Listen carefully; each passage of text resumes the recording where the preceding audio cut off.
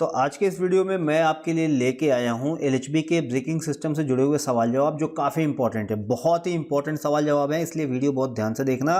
अगर आप जेईई की एग्ज़ाम की तैयारी कर रहे हो या फिर आप टेक्नीशियन की एग्ज़ाम की तैयारी कर रहे हो या फिर आप काम करते हो अपने ड्यूटी के दौरान, ये जानकारी आपके बहुत काम आने वाली है। तो पहला सवाल लेते हैं जो कि सवाल नंबर है 57। Torque value of brake caliper mounting bolt is, यानी जो हमारा ब्रेक कैलिपर का माउंटिंग बोल्ट होता है उसकी टॉर्क वैल्यू कितनी होती है। राइट आंसर है 170 Nm। What is the principle of brake system used on LHB coaches. जो एलएचबी कोचेस में जो ब्रेक सिस्टम यूज किया गया उसका प्रिंसिपल क्या है, मतलब किस प्रकार का ब्रेकिंग सिस्टम इस्तेमाल किया गया है। तो देखिए इसका राइट आंसर है twin pipe with disc brake air brake system, यानी दो पाइप वाला disc brake air brake system इस्तेमाल किया गया है एलएचबी कोच में। अगला सवाल, सवाल number 59। What is the capacity of AR tank. AR tank axillary reservoir tank होता है जो कि एलएचबी में भी होता है, गुड्स में भी होता है और आईसीएफ ट्रेन में भी होता है। तो यहाँ पे सवाल ये है कि जो एलएचबी में होता है एआर टैंक उसकी कैपेसिटी कितनी होती है। तो यहाँ पे इसका राइट आंसर है 200 लीटर। एलएचबी कोच का जो एआर टैंक होता है 200 लीटर का होता है, लेकिन ये एक ही नहीं होता है, दो टैंक मिला के होते हैं 200 लीटर। ठीक है, आगे देखेंगे अगला सवाल।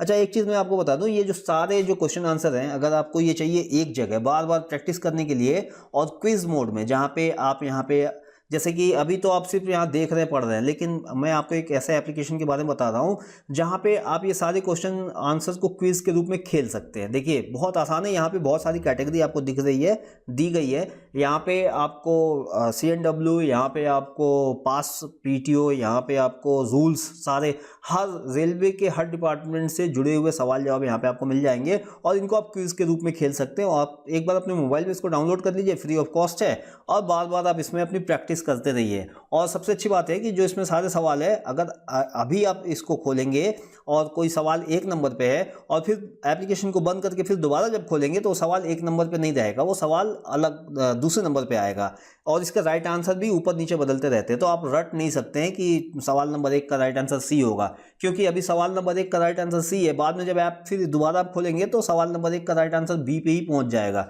तो इस तरह से ये बहुत अच्छी आपकी तैयारी हो जाएगी इस एप्लीकेशन की मदद से। ये प्ले स्टोर पे है, आप इसको डाउनलोड कर सकते हैं, लिंक वीडियो को डिस्क्रिप्शन में दे दूंगा, वहां से जाके आप इसको डाउनलोड कर लीजिएगा। बहुत कमाल का एप्लीकेशन है, बहुत आपकी हेल्प करेगा। आप एक बार डाउनलोड करके देखिए, पसंद आए तो अनइंस्टॉल कर दीजिएगा, क्योंकि फ्री ऑफ कॉस्ट है, कोई पैसा तो देना नहीं है। और यहाँ पे आपको बहुत सारे 1000 CNW के तो 1000 सवाल जवाब है, यहाँ पे हर चीज से रिलेटेड आपको मिल जाएगा। चलिए अगला सवाल, सवाल नंबर 60।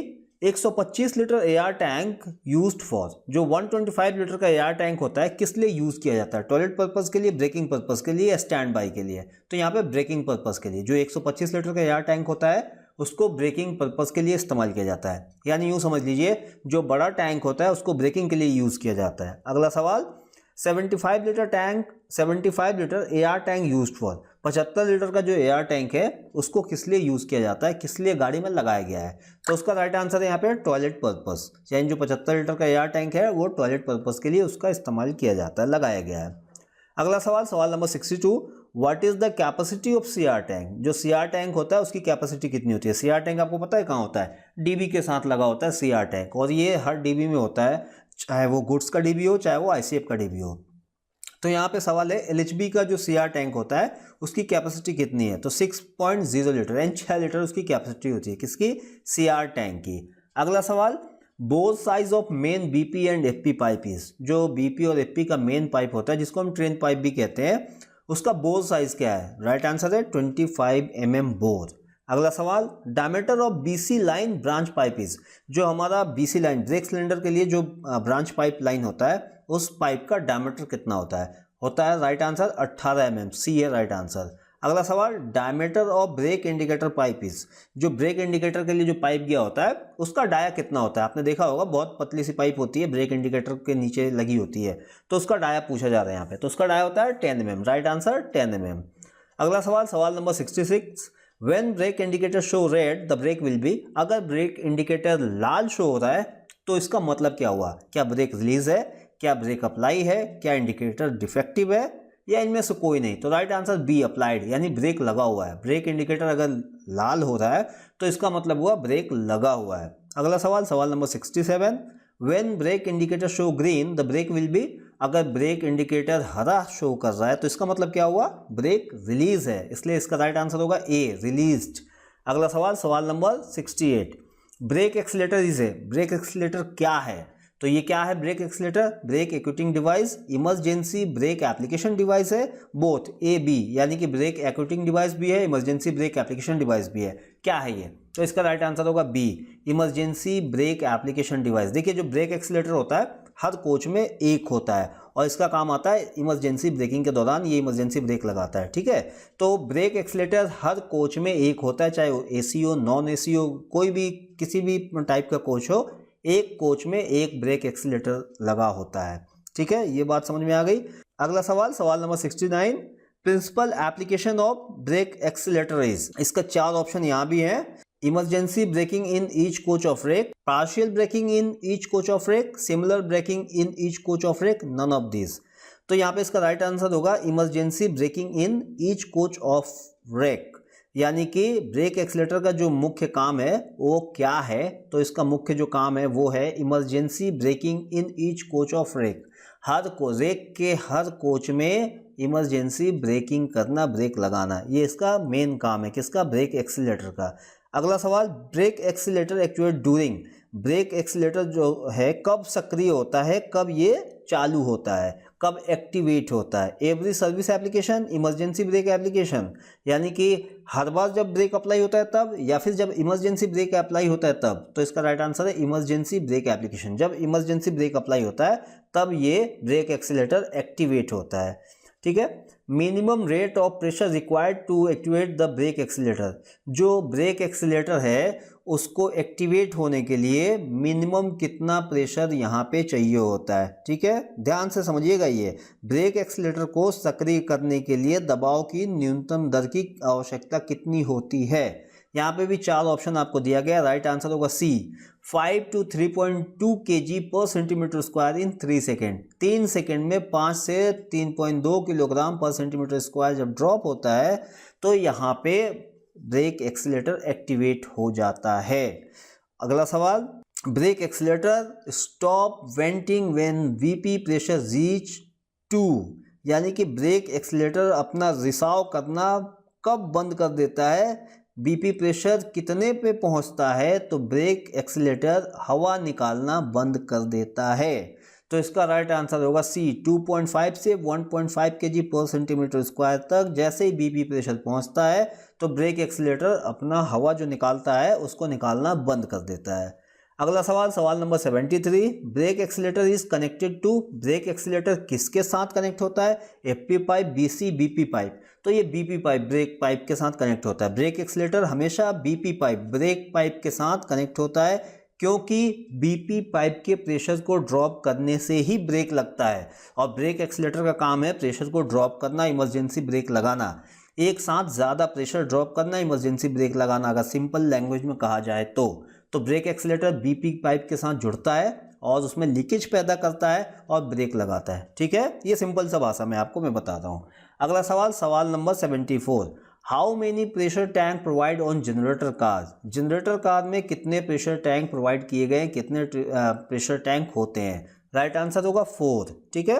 अगला सवाल, सवाल number 75, what is the capacity of pressure tank provided for parking brake, parking brake के लिए जो टैंक प्रेशर टैंक यहाँ पे दिया गया है उसकी कैपेसिटी कितनी होती है, तो राइट आंसर होगा सी, 6 litre. What is the name of cable provided for hand brake, जो हैंड ब्रेक के लिए केबल दिया गया होता है उसका नाम क्या होता है, राइट आंसर है बी, फ्लैक्स बॉल केबल। अगला सवाल, how many flex ball cables provided on generator car, generator car में कितने फ्लैक्स बॉल केबल प्रोवाइड किए जाते हैं, राइट आंसर है 2।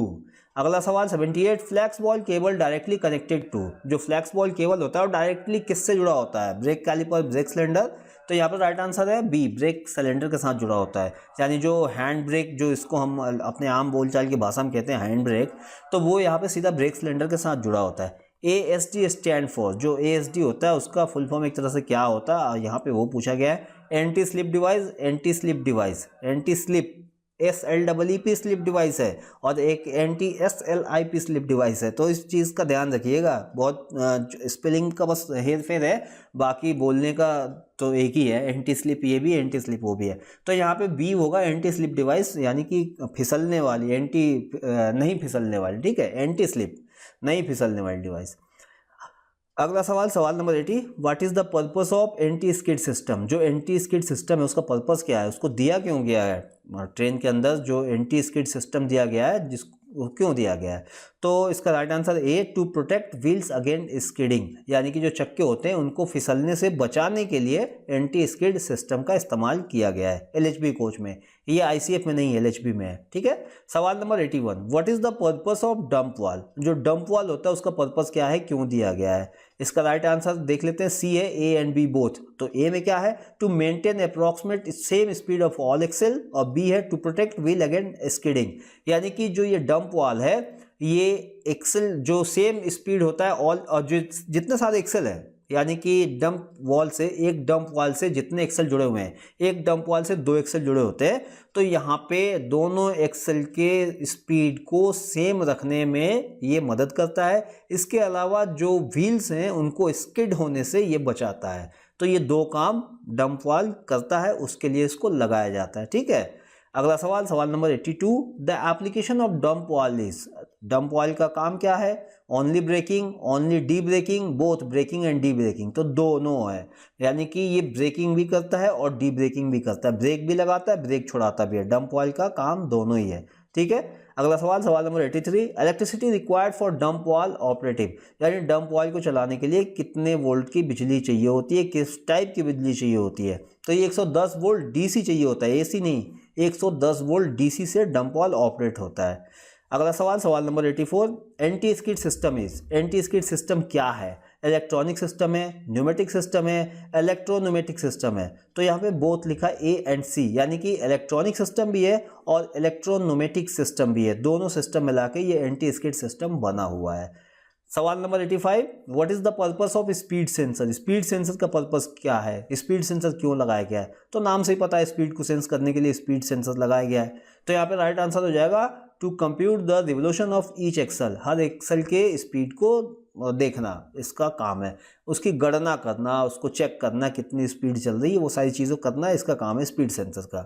अगला सवाल, सवाल number 86, what is the limit of air gap between sensor and phonic wheel. Sensor और फोनिक व्हील के बीच में जो गैप होता है वो कितना होता है, कितना रखा जाता है। राइट आंसर है C, 0.9 से 1.5 mm। इससे ज़्यादा अगर गैप कर देंगे तो यहाँ पे सेंसर, स्पीड सेंसर काम नहीं करेगा, और इससे कम गैप कर देंगे तो भी स्पीड सेंसर काम नहीं करेगा। अगला सवाल, सवाल number 87, what is the purpose of pressure switch.